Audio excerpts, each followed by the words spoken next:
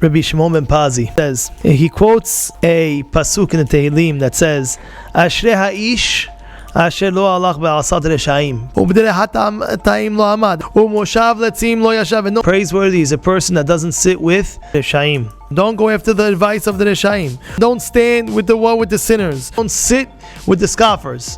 There's three things going on over here. Why? Has to teach you, if you start walking around, eventually you'll stand with them. Meaning, it starts off, first you say, okay, let me just hear what they have to say. I'm not going to stand with these people. I'm not going to be with these people. Fine. After you get influenced a little bit more, now you're standing with them. After you stand with them a little bit, now you're sitting with them. And before you know it, you're doing what they do. It's the same thing with any addiction in life. How does it start addiction? It doesn't start, a guy has a cigarette. It doesn't start with a cigarette. The guy's under peer pressure.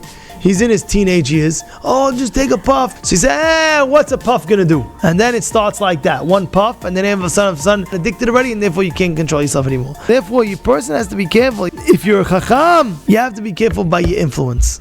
And this is important for you and for your surroundings, and for you to be educated with your children as well. It's the same thing with a child. You don't keep a good eye on them, and then before you know it, they're hanging out with the wrong kids. And before you know it, like, what happened to my kid? It's only, he said, it's only one time. No, it's not going to be one time.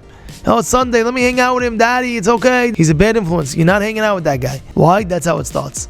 Influence doesn't start in one shot. Influence starts over time. It goes on the vice versa as well. With the good people, it happens. How do people get very close to the tzaddikim, to religion? You have a guy that wasn't religious at all.